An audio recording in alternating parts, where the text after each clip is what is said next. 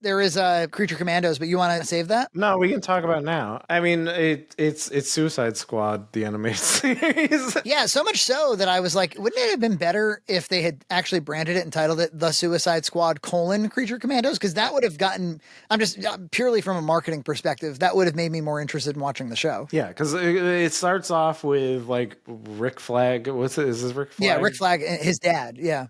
And Amanda Waller, and they have a mission, and they go and they need some soldiers. It's Suicide Squad, and they find these monsters, and so it's like the bride, the Weasel from the Suicide Squad, GI Robot, which is also played by Sean Gunn, which it was fun. It was fun. I don't know. Yeah, I mean it's very James Gunn, right? Like the makeup of the cast is like this is every James Gunn cast you've ever seen before. Yeah, and it's the animation I think is actually pretty decent. I would say it's probably, if you've ever seen Invincible, it's probably around that quality of animation.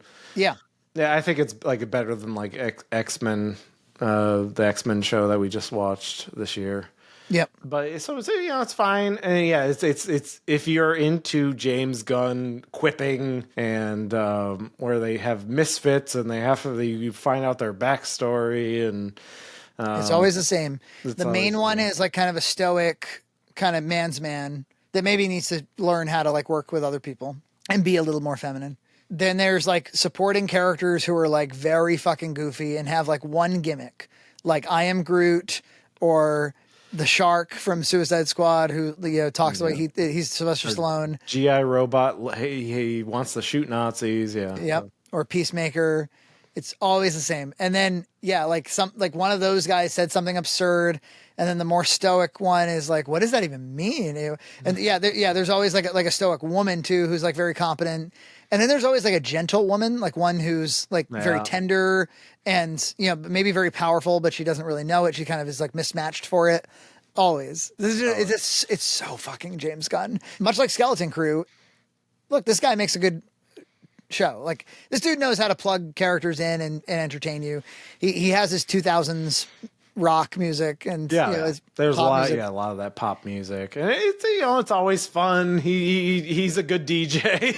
Yeah, he's a great DJ. And they're 22 minutes, so nothing's outstaying its welcome here. Normally for an animated thing, there's a lot of spectacle, there's a lot of action, like almost like action beats for shows like this.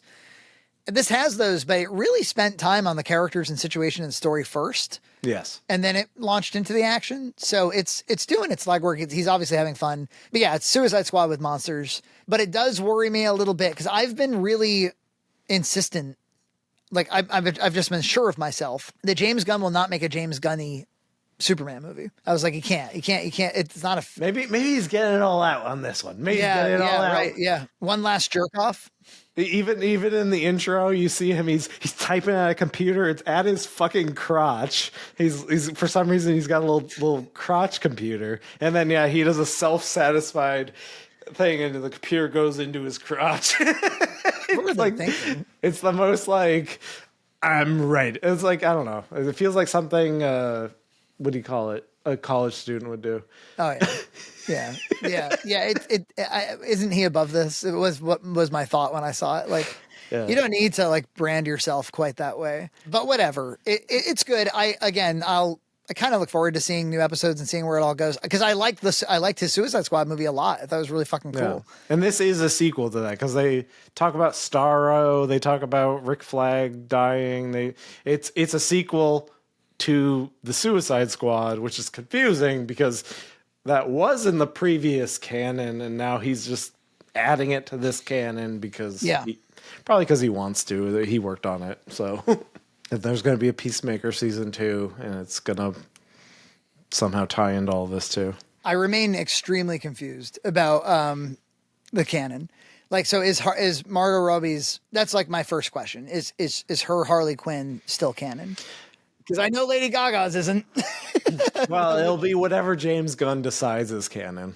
I mean, I get the instinct to like try to bring in the elements that worked and leave the elements that didn't, but just feel like making a clean cut from the old stuff is probably better. Yeah, but he didn't want to. His wife needs to be in this. God damn it! Yeah, her nice toned arms need to be in it. Is she based on a fucking comic book character? Why is she in everything? There's kind of a Frankenstein lady, and that's not Solomon Grundy, is it? Who's the Frankenstein guy in this? David Harbour. He's. Oh yeah, sure. Yeah, he's in stuff. He's in Stranger Things. He's in. Yeah, of course. He's the red guy. Red guy. Scarlett Johansson, Black Widow's dad. Okay, but the character is literally Eric Frankenstein. So I was asking, Solomon Grundy is a big kind of Frankenstein looking monster from DC Comics. I was curious if it was that or something, but no, it's quite literally Frankenstein. I guess Universal has no claim on the Frankenstein story in that sense. Whatever. Yeah, it's short. It's easy. It's short. It's watchable. Yeah, it's the same thing with Skeleton Crew. I don't know why you would start with this for the DCU, but it's watchable and it's inoffensive. It's better than any other Disney Plus thing. So yeah, I think so. Hate it. Definitely. And the part of the fun for James Gunn is he gets to write in the kinds of action sequences that maybe would be very hard to realize in a movie. That third act in the Suicide Squad with the kaiju and the building that's collapsing and they all have to like slide down like the flooding building. That's like that shit's pretty awesome. Yeah. That's a good movie. That movie got really undercut by COVID, sadly. That wasn't like an event movie for anybody, sadly. Yeah, and it should be, I think. And I think much better than Peacemaker. It's kind of funny. Like I wasn't crazy about the Batman, but then I like was crazy about Penguin. And this is like, I really liked the Suicide Squad and I really don't like Peacemaker. People love Peacemaker. I pretty much don't like Peacemaker. Yeah. Like that movie. Oh, and this one, by the way, I might as well mention it. Like in the opening, like 10 seconds, he's like making fun of incels who are anti-woke. And I'm like, why is this in the fucking first 10 seconds of like right off the bat, we're doing like culture war stuff. I have this question for all the woke feminists out there. Yeah, there's a little bit of that in the third episode too. So the hell are we doing? What are we doing? Like, folks, can we all just not? And the Peacemaker did that too. Remember? Oh yeah. So I don't know. He can't help himself. It's a good thing he's a good filmmaker. Because that pretty much overrides it. It's okay. Yeah. It's like you forgive a lot when the stuff is actually good. Yeah, it's all good. Yeah, I mean, at the end of the day, content's king. Red Cow Arcade.